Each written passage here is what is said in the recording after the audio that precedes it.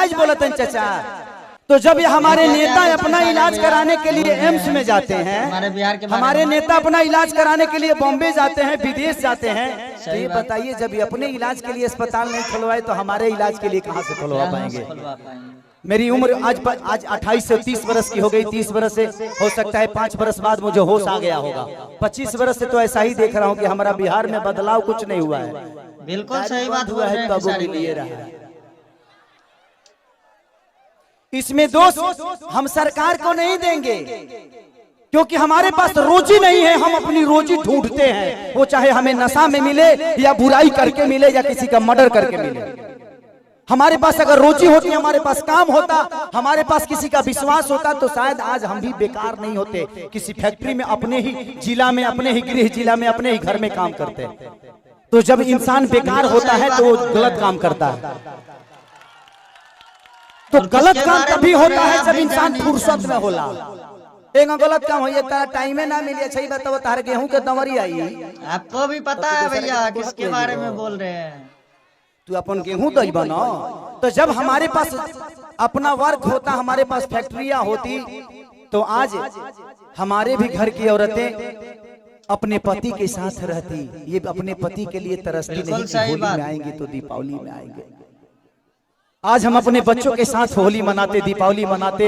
हमें दीपावली मनाने के लिए किसी का परमिशन लेना पड़ता है, किसी से लेटर देना पड़ता है कि सर हमको जाना है अपने बीबी के पास, छठ आ गया है। तो हमें तो त्योहार मनाने की भी आजादी नहीं मिलती है। ऐसे राज्य में हम पैदा हो गए हैं। हमें ऐसे राज्य से नफरत नहीं है, लेकिन यहाँ के सिस्टम से मुझे नफरत है कि यहाँ के सिस्टम हमें कहीं का नहीं छोड़ा, कहीं ले ही नहीं गया। इनका एक ही काम है, जब बाढ़ आई ना, इलेक्शन के बाढ़ में लो रोज मिली। अगर इलेक्शन बा जहाँ बाढ़ आई कि चिवड़ा खात खात पेट मॉल हो जाए। बिल्कुल सही बात बोल रहे हैं, सुनिए। लेकिन यही इलेक्शन बीतते ही एक भी आदमी, हाँ, जो आपके दर्दों को समझता है।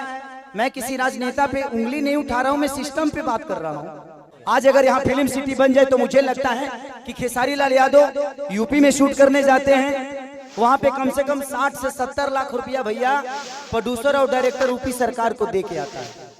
वहां कम से कम 300 लोगों को रोज रोजी मिलेला। रोज कलाकार रोजी पैदा होले, रोज कलाकार काम करेले। लेकिन बिहार सरकार के कोनो चिंता नहीं है। ये बताई खेसरिया चाहे जितना भी संपत्ति बनौले बा बॉम्बे में बनौले बा, अगर वह चीज बिहार में रही तो खेसरिया का सारा संपत्ति बिहार में रही ना, हम अपना परिवार के, अपना भाई लोगों के साथ रहते। बिल्कुल सही बात। तो हमके भी तकलीफ होला, हमके भी अच्छा ना लगे कि हम दूसरा शहर में जाके, दूसरा राज्य में जाके दुगो रोटी कमाता नहीं। हमके शर्म लागेला दूसरा के जगह काम करे में, लेकिन क्या करी जब हमारे खेत बंजर हो जाए तो घर हर तो दूसरे के खेत में नहीं चलावे के पड़ी हमके।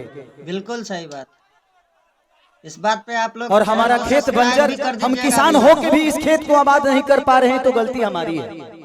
गलती हमारी ये है कि हम जब इलेक्शन आता है तो खाली 2 फ्रूटी पिए लगे तुरंत बटन दूसरा जगह चल जाता है। ये बताई खेसारी के बेटा बेटी ये बार खेसारी का लगे पैसा बा तो अमेरिका में पढ़ा दिए, लेकिन सबका लगे सक्षम तो नहीं खे ना जब अपना बेटा अमेरिका में पढ़ाई। गजब का बात। तो बिहार में कितना लोग खेसारी बजी, एक गो ना, एक गो खेसरिया बा। बिल्कुल सही बात। ये बताई आज भी हमारे बिहार के नेता हैं, यूपी के नेता हैं, सबके अपने बच्चे, कोई अमेरिका में पढ़ता है, कोई लंदन में पढ़ता है, कोई मॉरिशस में पढ़ता है। किसी किसान का बेटा कहाँ पढ़ने जाता है, क्योंकि उसकी क्षमता नहीं है। क्योंकि इन लोगों ने अगर यहीं पे स्कूल दिया होता तो इनके भी बच्चे यहीं पे शिक्षित हो जाते। लेकिन इन्होंने जब अपने बच्चे का भविष्य तय नहीं किया तो हमारे बच्चों का भविष्य तय कहाँ से कर पाएंगे। अब ये बताइए कि यूट्यूब पर डाल दी तो लोग कहिए खेसरिया राजनेता हो गए। अब हम अपन दुखों ना कह सकिले।